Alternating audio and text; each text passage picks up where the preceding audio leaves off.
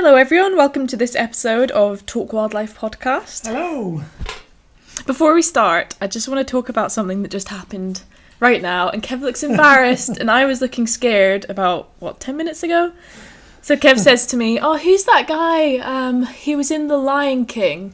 And then he starts listing all these messed up things that someone did in The Lion King, and I'm sitting there thinking, I don't think I saw this film in my childhood. Turns out he meant Tiger King. And he said Lion King. And it was funny, and it was just... it traumatised me a little bit. I'm glad that that's not what The Lion King had in it, because that would be a completely different film. I need to watch the both to learn what actually happened. To learn which is which? Yeah. When you were, Lion King, 4 or Tiger 5, did your King? mum show you Tiger King? Maybe. Right, so, let's talk wildlife. So this episode is about the importance of moths, and originally I'd been going to do it about the importance of moths as bioindicators, but then I also wanted to talk about other important things about them, so it ended up just being the importance of moths, full stop. So there are over 2,500 species of moth just in the UK, but worldwide, guess how many species of moth there are, Kevin? Like 17 to 25,000, something like that? 160,000 species of moths. Wow. That's way more than there are species of butterflies. If you'd said that for butterflies, you'd be about right. It's about 17,500 species of butterflies. Wow, that's a lot of pollinators. That's a lot of moths. And they're really overlooked moths. Compared to butterflies, I don't think many people prefer moths to butterflies. Would you say you prefer moths to butterflies? I would say I prefer moths to butterflies. I love that there's so many different species and they're not easy to find, like butterflies, daytime, flapping around flowers. Moths, mainly nighttime creatures. There's a few day moths, but majority only come out at night. So there's like this mysterious element to them because it's a time when we're usually not out, and then the only way you can really explore your local moths is by getting light traps to draw the moths in and then see what you caught in the morning. Mm-hmm. Yeah, apparently about 80% of moths are nocturnal, so... I wonder then if light pollution is starting to affect and change that at all, because if moths are able to find pollen sources at night, and it was light enough because of urbanisation and light pollution, would that then mean technically a butterfly would be able to also feed at night? Well, you've been looking into the decline of moths. Have you found anything, without going too much into it just yet, have you found much about the effects of artificial light on moths? Yes, that's one of many factors. Okay, well, we'll get to that in a minute. So, according to butterfly conservation, moths play a vital role in telling us about the health of our environment, like the canary in the coal mine. What's the canary in the coal mine again? It's quite sad. Canaries used to be used by miners to tell them if tunnels that they were in had harmful gases like carbon monoxide, because the canary would be killed by any harmful gases before the miners would. So it's really horrible, but I guess it was kind of their way of practicing health and safety back then, was using a live canary in a cage. Oh, that's such a shame. I wonder how many canaries died. Oh, a lot, I bet. But the reason that they're compared to moths is because moths can tell you about the environment because they're so sensitive, and they can tell you about the state of environment long before other factors might tell you that there's something, for example, wrong with the environment. Just like a canary being the environmental indicator to the miners underground. Exactly. I think the point is that it's one of the earliest signs that something's changed is looking at their populations, or obviously in the mine, looking at whether the canary's alive or not. Anyway, since moths are so widespread, there's so many of them, and they're found in so many different habitats, as well as I said, being sensitive to changes. They're really good indicators of an environment, which means that there's been a lot of studies involving them. So these studies are used to tell us the effects of, for example, chemical use, farming practices, air pollution, climate change, things like that. So I've had a look at a few of the studies which involve moths as bioindicators. So in a study by, I think it's pronounced Enctus, they looked at moth diversity in areas of low grazing and high grazing in Mongolia. And they found that in lightly grazed plots, the diversity of moths was 2 times higher than in highly grazed plots or medium grazed plots. And the study also found that pasture degradation had a negative impact on moth diversity. 4 moth species were found to be good indicators of heavy grazing and 7 of light grazing. Other studies have found similar things. So studies in Scotland, Canada, Finland and Germany, to name a few, have found that highly grazed areas have a lower level of biodiversity than low grazed areas. And ungrazed plots, unsurprisingly, have higher diversity as well. So do you have any idea why that is then, Flo, from the research you've done? Well, this is just me speaking. I think it's probably due to the presence or lack of flowers. Because a lot of people don't know, but moths are actually really important pollinators as well. But sometimes low-level grazing can actually be beneficial because an animal might eat plants which compete with ones which moths or any animal need. This isn't just regarding moths in this instance. So sometimes low-level grazing can actually be beneficial.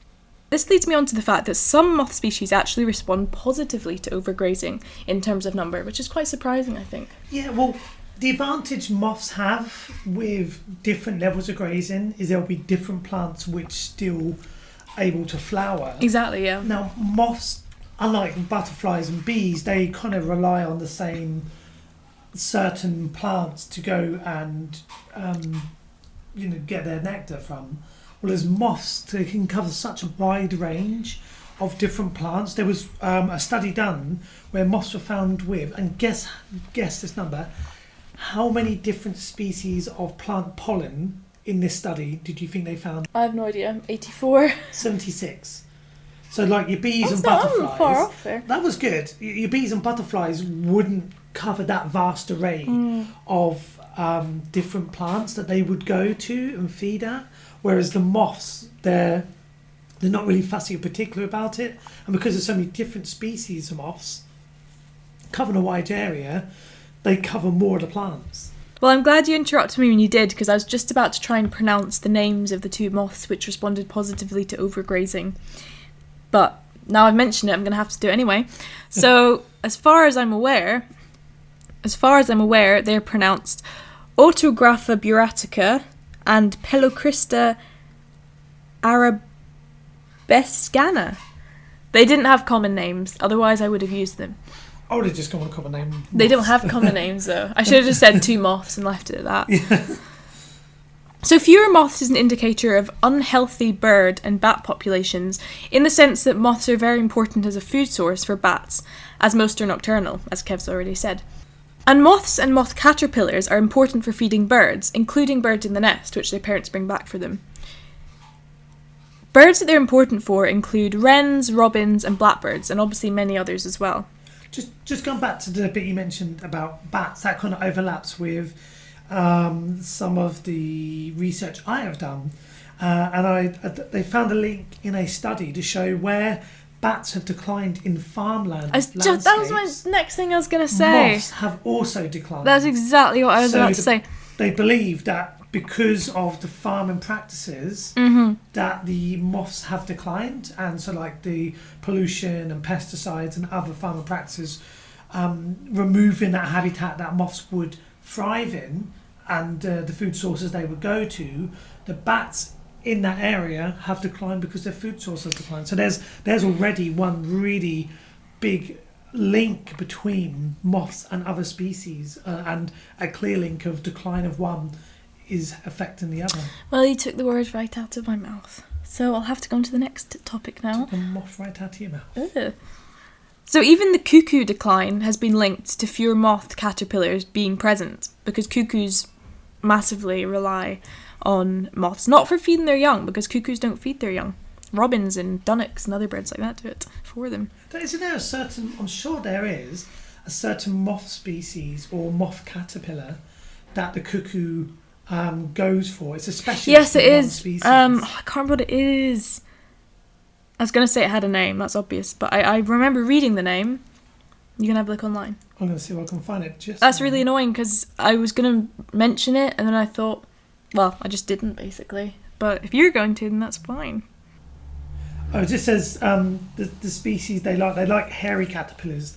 They specialise. No, there was an actual species. There was, because when I looked it up, there was an actual species. Cinnabar moth.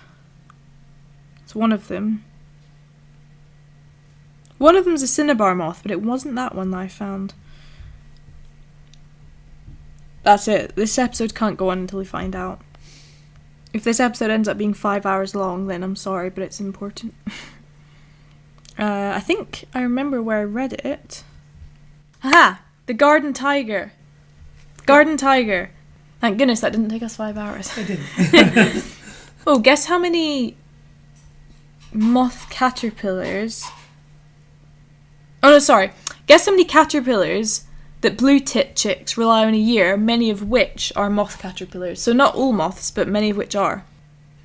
Is that to raise a family? Well, it's what the blue-tit chicks eat in a year. So it is to... All the blue-tits in the UK. About 34,000. You think all the blue-tit chicks in the UK... Oh, just like for a family of... Oh no, all the blue-tit chicks in the UK Oh my in God. 1 year. Oh my God, this will be like 200 million? Up a bit. Tiny bit. 250 million? Up a tiny bit. 280 million? 35 billion. What? Oh my God. 35 billion? Billion. They're not all moths, but many of them are. Wow. And can you imagine if moths disappeared? I bet they wouldn't be able to find 35 billion caterpillars. So, if people love birds and interested in birds, you have a direct investment into moths. So you need to do the best you can for the moths, because the moths support your birds. Exactly. Without moths... And that's something else I'm going to talk about. I birds. should just leave. You should just do this episode, because you're just saying all the things I'm going to say before I get to them. Yeah, you've done the same. I've just not been... What do you mean? There's quite a few points that you've covered on mine as Oh, well. I'm very sorry. This is good, because we're validating I'm terribly sorry. each other's research, so that's good. That's true. That's true. We could give a bird all the protection that we wanted so it can't be persecuted. We give it nest boxes, etc., etc. But if we don't do anything to protect its food source, for example, the moth, then that bird's not going to do well, even if we give them everything else that they need. And that's exactly why biodiversity is so important, and why we can't just pick and choose to protect the species that we like or that excite us or that are attractive. Everything balances each other out, and that's why everything has to be supported. So far I've talked about the importance of moths as food sources and bioindicators. So Kev, I'll hand over to you to talk about their importance as pollinators. Moths are thought to be some of the biggest pollinators of plants due to their range. So moths can travel a great distance at night. They're not limited to just staying in a small area where there's lots of food. Unlike bees, who will travel from their nest to wherever the plants are and then back again. They're limited in the distance they can go. Moths have been known to travel great distances overnight. Do they go back though at the end of the night? No, they just Do they go not? where they go. Yeah, they don't have places. You nearly stole my coffee. That was so close. Sorry, you pulled the blanket and my coffee went basically horizontal but didn't come out the cup. Do continue. So I was saying, so moths will travel great distances at night. They don't necessarily stick to certain areas, which is really interesting. One study, though, has found that 45% of the moths tested were transporting pollen, that's what I said before, from 47 different plant species, including plants which daytime pollinators, so like your bees, your butterflies and that, rarely visited. So they cover so many more of the plant species than our normal daytime pollinators would. So even that alone is a really valuable role that they're playing in our ecosystems.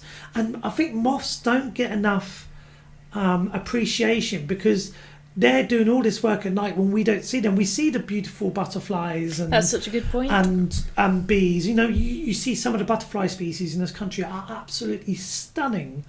And you look at it like, wow, look how beautiful that is. Moths are really not known for being beautiful. There are some really extravagant ones, like the elephant hawk moth, you know, with its pink colours and that. But moths, they're active at night. They don't really have a great need to be colourful, and, you know, they're not warning many predators Oh, but there away. still are many colourful ones. There are, but they're not as colourful as other species. Definitely. And they also benefit humans because they don't just pollinate wild plants, they also benefit food crops as well. Yes, that was going to Have I just done to you what you did to me? You led up to that perfectly, like a podcast pro. She almost knew like what my next line was going to be. Well, you knew what my next lines were all the way through. Yeah. So with these moths that were tested for the pollen they were carrying, just in some of the pollen they had actually directly helps us humans in our food production. So some species of plants, so they found pollen from peas, from cherries, raspberries, blackberries, oilseed rape. So all these are plants that we rely on in one aspect or another to feed ourselves. So if there were no moths at night time doing all this important work, we would lose probably a great deal of our harvest of the food that we want. And another thing about moths, now this is the key thing that butterflies and bees don't provide. Because moths travel great distances overnight and they transfer this pollen. Genetic diversity. Yes. I knew you were going to say that. They may play a role in dispersing the genes amongst other plant populations. So if a moth was to travel, let's say, from one side of a county to another side, let's assume it's not a great distance, but the plants they were feeding on one side also occur on the other side, but those plants would never normally have their genetics crossed, but a moth can provide that. That is so interesting. I love that. So that's keeping plant populations healthy as well. So it's it's a really important role, and it's something I didn't know until I read about this. And another thing as well, this pollination that they do is being disrupted. There's so many factors which are stopping them. And you'd think at night time most people are in, there can't really be too much to disrupt the moth and their activities. Well, even when us humans sleep, we want to have the lights on the streets outside or on buildings or on signs. And light pollution is a big problem for moths. It directly affects their behaviour and their mating and their pollinating as well. And all this artificial light at night does disrupt moths. So if we're disrupting them to such an extent that they're not pollinating the plants they would do, maybe that can contribute to certain plants failing or crops failing or not being as good as they could. I wonder what life would be like for moths if we switched all our lights off overnight for like a week or so, whether that would benefit them. Because, how many people listening here have seen street lights and you're seeing moths bouncing off these lights at night continuously? They shouldn't be doing that. That's not a part of what moths should be doing. They should be out pollinating, finding other moths to breed with, and doing their ecosystem roles. Yet if they're stuck in this trance of keep bashing into street lights, it's disrupting them greatly. Personally, I'm a firm believer that any animal doesn't need to be beneficial to anyone or anything else to be deserving of life, so they're important in their own right. And that alone makes them worthy of living and worthy of not being killed. People hear the word moth and they think little grey, dusty thing like bashing against the lights or the window or the lamp or being scary or being linked to horror films or something like that, or chewing your clothes. But that's probably because that's the main interaction that we have with them, and the main way we see them is when they're doing things we don't like, which is kind of like people's opinions of, rats and mice, because they live so closely to us, that's why a lot of people don't like them, and pigeons. But in reality, there's so much more than that. They come in a whole host of sizes, colours, behaviours. They fly at night, they fly during the day. You can look up amazing pictures of them online just to see the massive variety that's out there. And if you don't think there's a variety, then why not have a look at every single species of the 160,000 different species of moths and then tell me they lack variety? If you like to discover new species, if you're really interested in the natural world, the moths is a never-ending world of discovering new species you never come across. There's so many in the UK alone. If you were to do your moth light trapping, I think it'll be endless the amount of different moth species you find. And the best thing is you can find moths pretty much throughout the whole entire year. That reminds me of the time that Kevin once tried to make our whole flat into this big moth trap. So he opened the window, the main window in the living room, put a white sheet over it, put a lamp behind it, and then all night long he had our window open with a hanging sheet and a lamp. But unfortunately he didn't catch any moths. I know, the enthusiasm was there, the idea was there, it just was the location I don't think was good. There's moths out there, but that wasn't the... Maybe the lamp wasn't bright enough. Yeah, maybe. But, it's fun doing things like that, just trying to make your own moth light trap, because I have an interest in moths. You love moths, don't you? I do. I just find them so fascinating. There's... Just for the species to come in so many different sizes and shapes and colours and patterns, and they're all evolved to survive in different ways and feed in different areas, and that just blows my mind that there's a species out there that covers so many different aspects of the ecosystem. And you get moths which camouflage as sticks. You get moths which camouflage into tree trunks. You get moths which, to hell with camouflage, relevant hawk moth, which looks stunning and look just absolutely incredible to see. You get tiny ones which you can barely notice to massive ones which are like, whoa, you know, bigger than butterflies. Given that I've been talking about moths as bioindicators, I'm surprised that I forgot to mention peppered moth. Air pollution during the Industrial Revolution caused dark peppered moths to do better than pale ones, since they blended in with the dark sooty surfaces that they were sitting on. So the number of dark peppered moths increased because they were less likely to be predated than pale moths. The dark peppered moth wasn't even seen prior to 1811, but by 1900, 98% of pepper moths were the dark or melanic variety. But, you know, that's just one of thousands. I wonder how many other different moth species have tried to kind of deal with the human impact on the world, and whether, you know, no doubt there has been many which have failed and are no longer with us, but there'll be some which have adapted, I dare say. Well, I think in 1914 or since 1914, quite a few moth species had gone extinct, but then I think 6 species either recolonised or were found again. I've got it here, in the 20th century, over 60 species of moth have been known to become extinct, and that's 60 we know about. There's no doubt going to be others that we didn't know about, and we've lost them as well. But I mean, 60 is a large number of species to lose. Even if that was 6, we need to be worried. Even if you're losing 1, there was a problem going on, and it needs to be addressed. And sadly, I personally don't feel there is appetite enough in the political world to do enough to help moths, because they, you know, they're more interested in investing millions into what they like, not something which keeps us all going and keeps our ecosystem going. Because can you imagine them having a big chat about moths and the importance of moths? No, they won't, and they won't take it serious either. You know, and there is amazing organisations out there trying to do it a bit, like the Butterfly Conservation Trust. You know, they do so much to try and promote moths, and the important role they play. And there are other organisations too, but I just don't think our politicians are taking it serious enough. And I think the way things are going with our planet at the moment, if we lose more and more moths, we're going to lose more and more food production, we're going to lose our ecosystems. And if the ecosystems collapse, even if we're a part of it, it's going to impact on humans massively. And it's going to be sad because, you know, people have been saying for a long time this is happening and we need to take notice, and people don't take notice, and we continue to destroy this planet. And even though we don't notice it because moths are out at night and we don't acknowledge or notice the work they do for ecosystems, if we lose them, we'll soon be in a panic. And by the time we get to the point of panicking and going, oh no, what are we going to do now? It's too late. Yeah, I think people need to appreciate that species decline is largely a ground up problem. So it's not just the species you have to focus on, it's their food sources and their habitats, their environments, things like that. I mean, a lot of people understand that, but I think it's important to remember.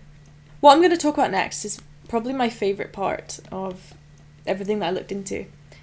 I call this section the moth and the sloth. The moth and the sloth. I'm talking about moths as mutualists, and I looked into a few examples, the main one being the moth and the sloth. So mutualism is a relationship that benefits both parties involved. A well-known example of this is between the crocodile and the plover bird, whereby the plover cleans the crocodile's teeth and gets food from them, and the crocodile gets a nice dental hygiene appointment. You heard of that? Yeah, It's quite well known, there's lots of videos of it. It's fascinating. So moths have a mutualism with three-toed sloths. There's a moth species that lives in sloth fur and which lays its eggs in sloth dung, which actually nutritionally benefits the sloth. So the sloth climbs down from the tree to deposit its dung, which is a risk to the sloth because obviously, you know, the ground, which is also the floor, is probably the most dangerous place for them to be, you know, not high up, safe in a tree somewhere. The reason they do this is because it's beneficial to the sloth to have these moths which lay their eggs in the dung living on them. That's through the sloth benefiting from this sort of algae that grows on them, which the sloth feeds on. But you can have a better read of what I'm talking about by having a look at the link that I've put in the description of this episode. And it really mentions this mutualism between the moth species and the sloth. I remember learning about yucca moths at uni, which are involved in a mutualism with the yucca flower, by pollinating and laying their eggs in the flower. So the flower is pollinated and the moth larvae have a home and food source. And the same occurs in leaf flowers and leaf flower moths. That's really fascinating. I bet there's so many more kind of mutualisms like that going on that we don't know about. So taking that aside, what do you think is threatening moths? I would guess lighting, artificial lighting, farming practices, such as pesticides, like mowing lawns, grazing, from what I looked at in the other studies. Yeah, that's what I can think of. What have you found?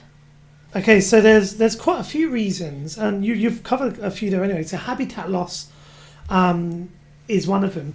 It's a strange one, the habitat loss, because there's so many different species of moth. So in the UK, moths pretty much cover every single part, be it high up in mountains, trees, boglands, urban areas. But there's some which rely on certain key habitats, and those key habitats are being lost. So certain plants, and this loss can be down through urbanisation, so building on areas where there would have been a woodland or a glade, or areas that these moths would have found the plants that some rely on. Like some of them are quite generalist, so they'll go other areas. Intensive agriculture is a huge one, like you mentioned about the pesticides. Now this doesn't just affect the moths, this gets right down before they even get to the moth stage. So like chemical pollution. So does it kill the caterpillars that are feeding on the plants? Yeah, and it's not just...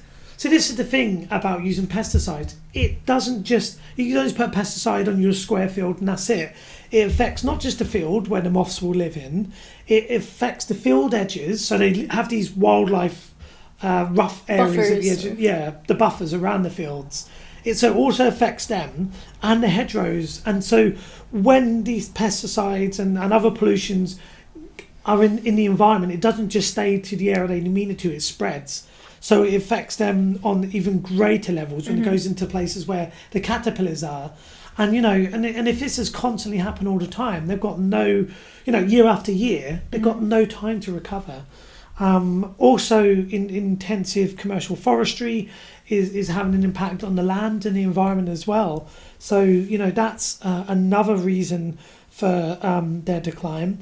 And I mentioned before about the artificial lights. That also is been found to have a negative effect on their development and behaviour of moths, and mainly moths rather than caterpillars. Do you know how it affects their development? I don't know. I didn't get to the bottom of that one. But going back to like habitat loss, so climate change now also plays an effect. So just for a minute, just go over all the things I've said. So habitat loss is down like urbanisation, agriculture, commercial forestry, the pesticides, pollutions, artificial lights. All these things stack up against moths. Yeah. It's constant. And then we'll throw into the mix climate change. And now people will probably think, well, how's climate change affecting moths? Well, an assessment done in moths predicted that 60% of 422 different moth species could be forced due to climate change to move northwards. And some may do well, but a lot won't. And the reasons they won't do well is because they're being forced out of their habitat.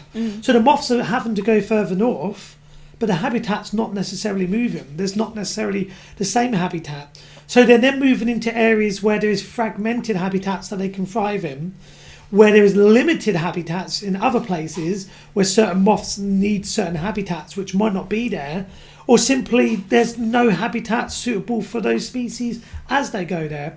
So we're basically, climate change is forcing these moths north and is going to be putting them probably into extinction, because if they have to move north because of climate change, they can't find the suitable habitat, they're not going to thrive. And it's kind of like I think we mentioned in the previous episode about the fish and how the fish are going north because of the temperature change in the water, and therefore seabed I think that was in my declining. video. That was in the video I did on my YouTube channel. That was on there. I think we have mentioned it before though. Possibly.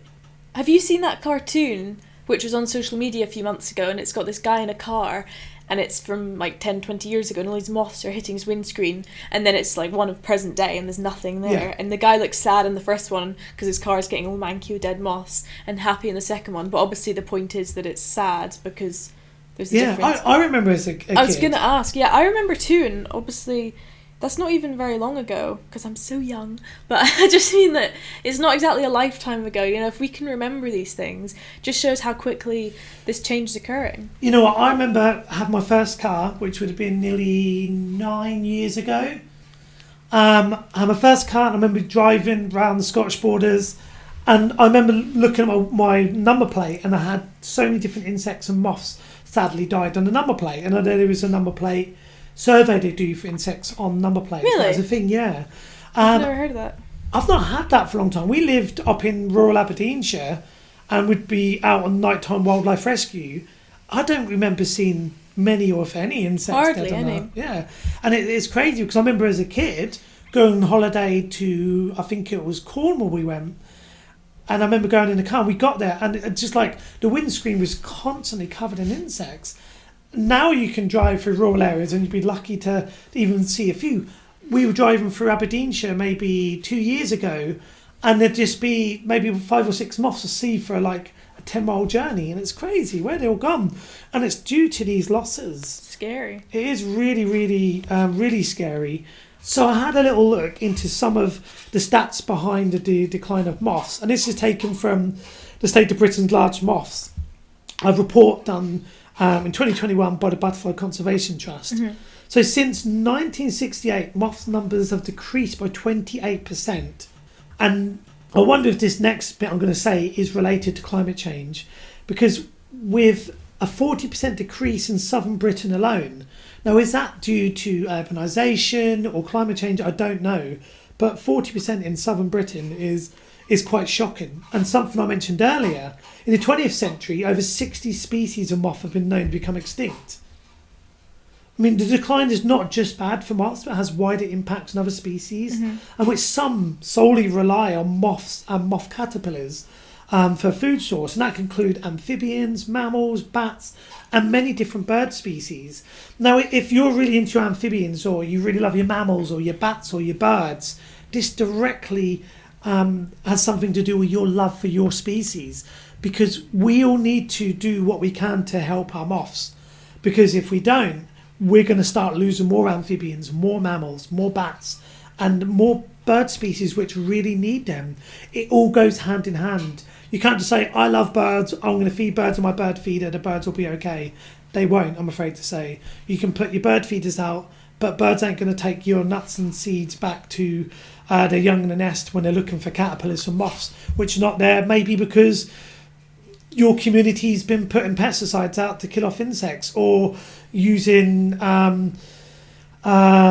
pesticides to kill off certain weeds on footpaths or road hedges. I hate pesticides. Yeah. I hate this idea that manicured lawns are just nice. You know, like our neighbour was talking about how the lawn in our shared garden doesn't look nice because the grass is like maybe 1 or 2 inches longer than it should be. Yeah, but it's perfect. But it looks great. Yeah. It doesn't even look long enough in my mind. You see people's gardens with long grass and people view that scruffy, but it's actually really good. And the so-called weeds, like dandelions, they're so good. They're the first things for bumblebees at the beginning of the year. Exactly. And you know what my biggest hate is? And if you have this in your garden, then I would encourage you to sort this out and remove it. Artificial grass.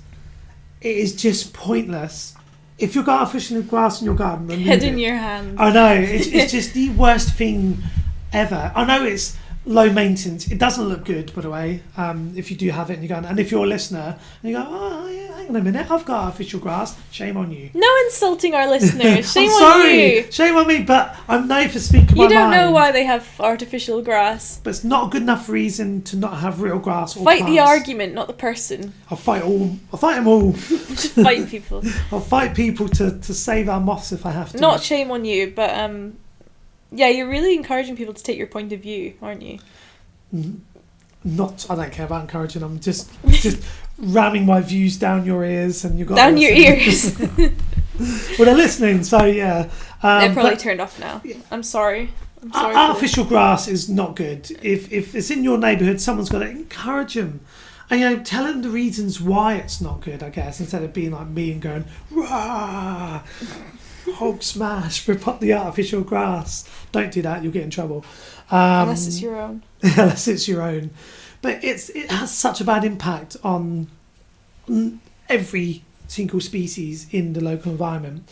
And there's certain species, I picked out 2 species which have experienced, these are 2 species of moth which experienced the highest decrease. Now I'm going to say to Flo the name of the species, and she is going to guess what percentage of decrease they've experienced. No. So the first one is the stout dart. I don't even know what that is. It's a In moth. how? Yeah, I know. Okay, I got that. In how long? I believe this is since 1968. Percentage decrease. Yeah, remember the number of moths decreased by 28%. Yeah, that's an average of all moths. Isn't Yeah, so this species alone decreased by 48%. nearly double that, 81%. I was gonna say 80. No, what was I gonna say? I think I was gonna say 80 something percent. Not 81, but 80 something. But then I thought, no, that's too high. Yeah, 81% Wow. decrease. So that we would then say that stout dart is in great need of help. But then what do? Do you try and help the species or try and help the wider picture? It's so hard because if the stout dart's already decreased by 81%, they're in bad way. And I guarantee there'll be others that we're not recording or haven't recorded, which are in a similar bad way. But what's unique about that species of moths that makes their decline, what, about 3 times higher than the decline of the other species? I don't know. Well, sorry, than the average. Yeah, I honestly don't know why. But then, yeah, it's just shocking to see this is happening in our lifetimes. This is happening now. And if we don't act, things will get worse for people on the planet. If you don't really give a damn about moths and you just like, fine, I don't care, what's a moth to me? It's a lot of things. Hopefully this podcast would have shown you how important moths are to everyone and our daily lives. And just another one, so the garden dart, how much do you think they've decreased by? Well, I feel like they're called garden dart because they were once common in gardens. I'm assuming they're now less common. Probably 68. 54. Okay. That's still not great. It's awful. It's just, it is really bad. And things are in a really bad way for our moths just now. And just remember, if you love any of the species which rely on moths, your species won't be there for you to love if they can't get the food they need. And that's everything, again, like I said, amphibians, that's mammals, bats, different bird species. Mammals and bats. Yeah, I guess bats are mammals, but I was meaning... Mammals are bats. Yes. Every mammal is a bat. Every bat is a mammal. Mm-hmm. Yeah. But yeah, I'm just trying to get the point that if you're not that interested in moths and you don't see what they do for you and you love nature, but you're more, I just love birds or I just love bats or amphibians. Then you need to support what helps them. Support what supports them. Because if they don't have their food there or whatever they rely on for them to be abundant and do well, give it 10, 20, 30 years, you might not be enjoying those species anymore because they've gone. They're gone from this country because their food source ain't there, because moths went and we all knew about it. We all heard about it and we didn't act. And therefore, I think it makes us all complicit in the act. There's lots you can do though, so don't think it's such a bad picture. Contact a Butterfly Conservation Trust. There's so many different things that they encourage people to do to help our pollinators, like bee lines, for example, which is taking bee roads in your local community and getting the council to plant wildflower seeds there, or do it yourself, and then asking the local authorities not to trim these grass verges. Not to use pesticides. Yeah, not to use pesticides. There's so much we can do to help. I think the Butterfly Conservation Trust website is a really, really good place to start. It's not all doom and gloom if we all act together. If you have a garden, less trimming and maintenance is always good, not just for moths, for everything. Not using pesticides, supporting organic farming. If you go on the Butterfly Conservation website and go to moths, and you go down to get involved, there's gardening for moths. So your garden is home to many beautiful moths which have important roles in the garden ecosystem. Even a small garden can easily support over 100 species of moths. Wow. So if you've got a small garden, you can do loads. And there's like moths in your garden, food plants for moths, nectar plants for moths. There's so many things to do. And if you want to get involved with moths and learn about them, if you go to their moth section, go down to what's flying tonight. I love this, by the way. So they will tell you this time of year what is flying tonight. So you click on what's flying tonight on the website, and it will use your I need to have my location. It will use your location on your device and tell you what kind of moths you could well see out and about in your local area. For gardening tips to help moths, you can visit the RHS gardening website, which is www.rhs.org.uk/garden-health/moths-encouraging- into -your Wow. Lots of hyphens going on there. Lots of hyphens. So just like I was saying about the moths in your area at the moment, so what's flying tonight? Okay, I want to show Flo these and see what she thinks. So this is our local area. Just look at a different And what array will of be flying moths. tonight? So Let's list some. Should we list? some of the moth names can be incredible, by the way. This is a fun game where we try and we'll say the common name and then the Latin name. Yeah. Okay, that's going to be... Yeah. I'll say the common names. You said the Latin. Oh, is that how it's going to be? Okay, fine. You say the common name. I'll attempt to say the Latin name. The water carpet moth. Oh wait, I thought we were going in order. Okay. Lampropteryx suffamata. Okay, what about the lunar marbled brown? Drimonia ruficornis. What a great name, Drimonia ruficornis. That's assuming I pronounce it correctly. That's true. Or the pine beauty. Panolis flammea. And there's just so many different wonderful names of moths. And even just in our area, there's so many different moths that you could find and The emperor experience. moth's gorgeous. The emperor moth's quite big, isn't it? I believe so. Saturnia pavonia. You know, you've got like the Hebrew character, The the clouded clouded drab. Orthosia incerta. Double striped pug. He's a great name. Gymnoscelis rufifasciata. See, these The are just... early tooth stripes moth. Trichopteryx carpinata. Even look at the early fawn. What a beautiful moth that is. Selenia dentaria. So this just gives Dentist you an moth. idea of the moths that you could find. So Butterfly Conservation Trust, click on the moths, go down to what's flying tonight, put in your location, and you'll be blown away because you probably wouldn't even know half of these lived in your local area. I didn't know half of these lived where we are. Let's have a quick vote on which is the prettiest of the ones in our area. See, I keep changing my mind. Okay, let's not include the emperor moth because I feel like that's an obvious one. Early thorn is pretty. I like lunar marbled brown. It's got very fluffy legs. Oh, the herald. The herald is between the herald, also the powdered quaker and the pine beauty. Pine beauty. It's literally called the pine beauty, Panolis flammea. I've already In done that one. fact, I actually found a pine beauty last year, I remember. Well, I like the lunar marbled brown, Drimonia ruficornis. I like his fluffy legs. So I like the powdered I'm gonna go with quaker because he's nice and like lime Orthosia green. gracilis. Yeah, he's pretty. That one kind of looks like a frog. It does. Yeah, I'll go with the lunar marbled brown.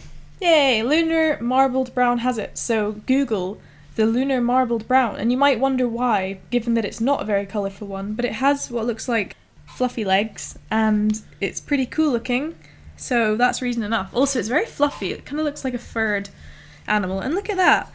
Those lines, what are they? That's its antennae. They're very... Oh, by the way, Tiny. this moth's front legs are just like they got like little leg warmers on, fluffy leg warmers. You can't beat It's that. not the moth. lunar marbled brown, it's the legging marbled brown. Let me have a look. But the herald is beautiful too. The herald So I'll describe the herald to you. It's like a decaying leaf in autumn. So it's got like Yes, I bits love of that. red and it goes into brown, and it's got this amazing double kind of like cream stripe across the near top of its wings. It's just stunning. You know, the moths. lunar marbled brown almost looks like it's wearing a fur coat. Do you think? Do you know what I mean? It does, yeah, it does. It's very fluffy. Look at that! Look at the antennae there. That's an amazing picture. Wow. So fluffy. Anyway, we will leave you there so we can keep, fangirling over moths? Yeah, we're fangirling over moths because Fanboying? I think if you see what's flying tonight in your area, let us know what you got in your area. Actually, we're in North Ayrshire in Scotland. What moths have you found in your area where you are? I've got to go and feed a wood pigeon. And I've got to go and see our jackdaws who are making a lot of noise in our kitchen. So I'm worried about what they're doing. It'll be Brooke trying to destroy her new water trough, no doubt. Anyway, bye. Bye.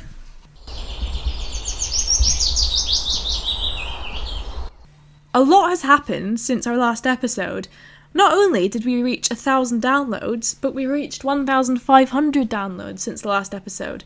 Now, some people might think that that's not very impressive for a podcast that's done nearly 20 episodes, but the thing is, I didn't set out this podcast to have lots of views. I did it because I wanted to do it, and I haven't really done much promotion, so it's exciting and also very strange to think that people are listening. Whoever you are, thank you so much. Even if this is your first time listening, I just really appreciate it because I'm just doing this out of my living room for fun, and for some reason 1,500 downloads have been made of this podcast. Very strange, but very cool.